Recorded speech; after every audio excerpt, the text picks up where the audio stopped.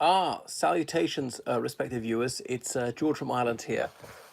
I'm fulfilling a request of one of my most generous donors, and I shan't say her name unless she pops on and asks me to write about uh, British country estates, the houses of noble families. So I'll do my best to tell her a bit about them, even though I'm definitely not from one of those sort of families. I've only ever been into one of those places as a paying guest.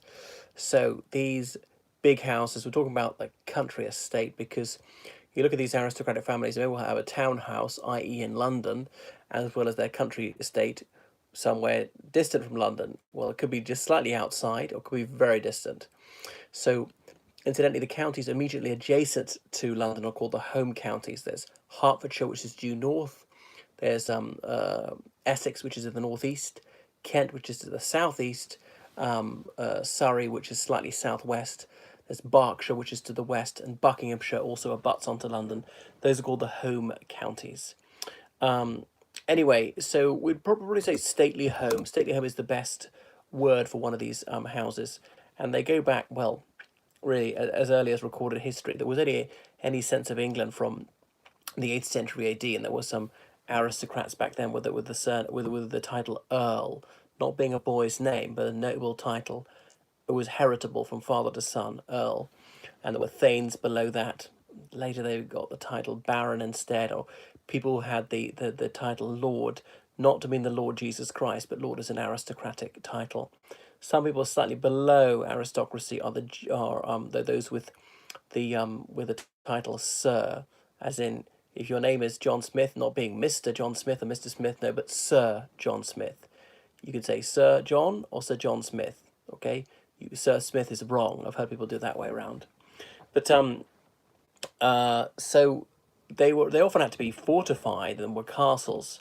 Over the time, they often kept the name castle, even if it's not actually serving any military purpose. Like say Castle Howard in Yorkshire, magnificent stately home I've been into, owned by the Howard family. There's the clue in the name. If you've ever seen Brideshead Revisited, it's filmed there. Now I remember I saw Brideshead Revisited, this splendid television series from 1981 based on the 1945 novel by Evelyn Waugh.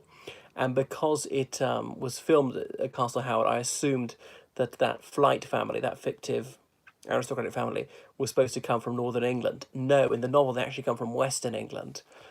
Simply because it was shot at Castle Howard doesn't mean that the family's estate was supposedly there. So it's a fictitious family and a fictitious estate, whereas Castle Howard's a real place. Anyway, so you could call them a mansion as well. Don't call them a manse. I've heard someone get this wrong. A manse is a clergyman's house, okay, as in someone's a religious leader, a priest. Particularly in the Church of England, his house, or nowadays her house, could be called a manse, or a minister of religion. If you're a Methodist minister or a Presbyterian minister, your house could be called a manse. They often refer to someone as the son of the manse, as in if his father was a clergyman. I've never heard of someone called the daughter of the manse. I don't see why she shouldn't be called daughter of the manse. So these aristocratic houses, they varied considerably in size depending on the wealth of the family. But they would have some domain, as in that's the private gardens and maybe private farm for the family, and they employ people directly to do the gardening and perhaps produce some food, which would then be eaten in the big house. And then they would often have lots more land, which they rented out to people, and that wasn't part of the domain, even though they owned it. It wasn't directly associated with the house and used for their personal needs so much. It could be further away, it could be much further away. Remember, until say the 18th century, the wealthiest people were major landowners who just owned huge amounts of farmland and rented it out to people, going back to say the 17th century when something like 8 out of 10 people would have been farmers. So at the edge of the estate there might be, oh, we're going again. At the edge of the estate there might be a lodge, as in a gate lodge, a little house, and there might be a footman who actually lived there, but also like security guards, and anybody's coming in and out say, hello, who are you? Now obviously there were deliveries, and then there were aristocratic visitors who'd be greeted with an obtrusive display of deference. And the footman, well, you've probably seen the royal footman. If you see these royal processions of Her Majesty the Queen, the chaps in the long scarlet coats, not the soldiers, long scarlet coats, who they're not wearing the big black hats. They're not carrying guns, obviously. And the footmen, you see them riding on the back of a horse-drawn carriage. There'd also be a pillion, a horse-drawn carriage that will have a coachman who's sitting on the outside holding the reins, controlling the horses, whipping if necessary, a pillion sitting beside him. I'm not sure what his purpose is. In the old days, he might have had a musket in case some highwayman tried to rob you as you're going along, and so on. And there are various, there were ostlers looking after horses that tended the surname Osler. I can't. There were other names that were associated with that. Grooms to look after the horses, a low level ostler. Hello, Ben Perryman. Okay, so they're butlers in the aristocratic house, and the butler, well, he's like the head servant, and his job was to serve wine to the master of the house, whatever his aristocratic title was. One of your ancestors was an ostler, I see, and there's the surname Osler with an A in the middle of that. But bottler is it's actually bastardized from bottler, as in he opens the bottles, and so he's the head servant, because there'd be the lord and lady of the mansion or whatever, or the castle, but there might be other members of their family, it might be aristocratic guests, there might be many people dining at their table. And so he's in charge, the butler is in charge of, well, let's say, the wine cellar. You can imagine some servants want to steal that. And he's sort of the head servant supervising the others, not doing too many low down tasks himself. So there's also a hierarchy amongst the servants as well. Ideal, a butler would be unmarried, so could be totally devoted to the family. And there'd be all sorts of more junior servants. And there might be a woman who's the head female servant. You ever seen Mrs. Brown, about Queen Victoria, about her love for John Brown, one of her servants at Balmoral, her private estate in Scotland? And the servants obviously eat separately from the royal family. Well, it shouldn't surprise you. But there's an upper servants' table and there's a lower servants' table and so forth. They're chambermaids, as in chamber being a room to clean bedrooms. We used to have that in hotels. A between maid, there's a scullery maid who's mainly associated with the kitchen. Sometimes they were suffering housemaid's knee, as in from having to stoop down, bend over all the time, mop floors or scrub floors, things like that. This is before labour-saving devices, no microwaves, no vacuum cleaners, no fridges, no freezers, no washing machines, no dishwasher. So a lot of this was manual labor, very labor intensive and backbreaking. Such toil, terribly tedious. Gamekeepers outside in charge of pheasants or whatever animals you had to hunt deer and trying to keep poachers at bay. Bear traps to catch poachers. Poachers get a big thrashing, and until the 19th century, poaching was punishable by death. It was a really barbaric time, very cruel for the needy who were just starving in many cases. So every family was a little bit different about when dinner was served and the way things were done. These are quite individual. What else about these aristocratic families? Well, the father of the house, he may well have had mistresses. Power is a great aphrodisiac, and all that. But the noble title could only go to someone who's born inside wedlock. Hello, Mr. Cat. What else? Well, having cats and dogs. Not so keen on cats. Certainly keen on dogs. Hunting dogs, some indoor dogs, some outdoor dogs. Horses, obviously, until the 19th century, horses were a means of transport. I mean, I know they were even since, but like the wealthy go in horse-drawn carriages. There's very few people. The more horses you have, the richer you are, the faster you can go. So, a coach and two, as in two horses, a coach and four, a coach and eight. Never went beyond eight, was a bit unwieldy, too difficult to turn. And then one of your footmen having to get off and run forward to make sure the gate was open. So because there were toll roads, you had to pay at the gate, we had paid in advance or arranged to be able to go through to open it, and so on. But the roads were in a terribly parlous condition until the late 18th century, when these turnpike trusts, these private companies, really improved them. Or indeed riding along on a horse to go fast. Ladies riding side saddle. Only in the 20th century did some ladies dare not to ride side saddle to start wearing jodhpurs. Jodhpurs, obviously got them from India, Jodhpur in India, where jodhpurs were invented, those fairly tight trousers, the jodhpur boots and all the rest of it. Her Majesty the Queen used to ride side saddle. I'm not sure. She gave up riding these army reviews, tribute to the colour, when she turned 60, and that is many moons ago. All right. So then death duties came in. The Liberal government in 1909, as part of their people's budget, said, if you want to inherit these huge estates, very, very, very valuable estates, you're going to have to pay a big inheritance tax called death duties. and the Conservative Party was very much dominated by these major landowners, shrieked in protest, "Oh, it's outrageous." Well, come on, you're super rich if you own one of these things. You can afford to pay a bit more tax. You're still far better off than most people could ever even dream of. We have to do this to afford, so we can pay for state pensions and so on. But anyway, it came in. So that decimated these upper class families. Obviously, didn't kill them, but they didn't have as much wealth as before. There is a way to avoid a death duty if the parents give it to their child, their daughter or son, at least 7 years before they die. Trouble is, you never know when you're going to die. You have to legally hand it over to them, and if the whoever owns it, the mother, the father, dies 7 years and one day after that, you're fine. Death duties are totally avoided. If they die 7 years or under, then you've got to pay the death duties. I don't know how much the tax is. Of course, in the First World War, a lot of people were killed. A lot of upper class people.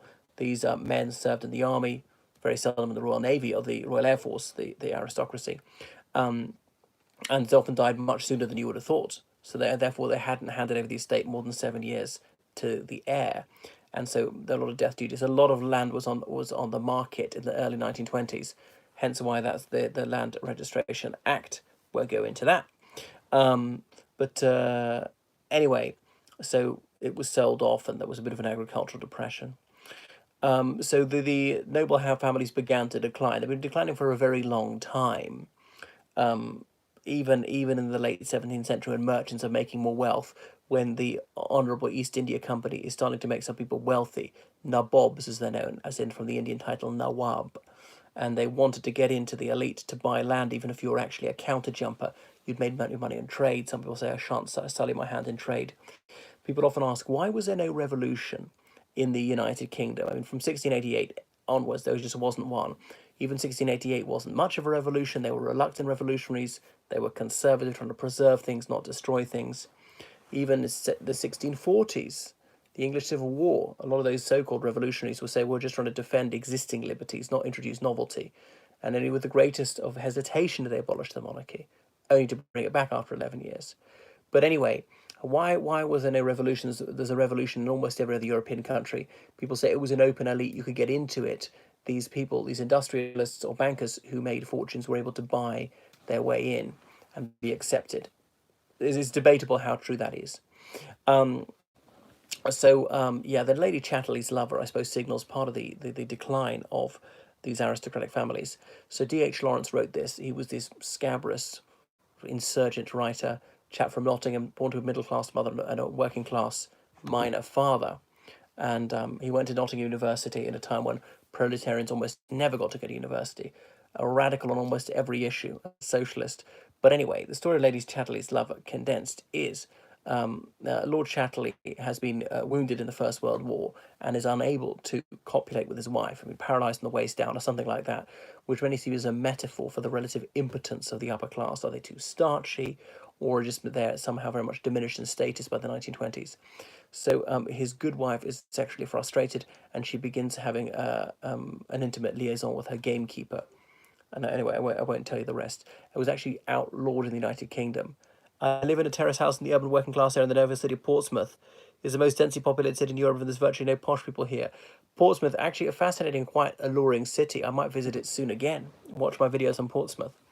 But anyway, so it was banned until the early 60s. It was regarded as indecent, and there was some sort of Lady Chatterley trial. Should it be allowed to be published? And the judge even asked the jury, saying, "Gentlemen of the jury, is this really the sort of book that you would want your servant to read?" Assuming that all the jurors had servants. There must have been a few ladies on the jury. Only in the late 60s did they sort of change the composition of juries and say, well, it's not just those in the local government register, because not everyone was allowed to vote for local government elections until the late 60s. All right, so 1945, same deal again. More people being killed in the Second World War, and even more things come up. More people, family estates are ruined. Supposing you're going to inherit a estate worth £1 million, okay, but suddenly you've got to pay £200,000 death duties. You might be property rich but cash poor. Come on, not really cash poor.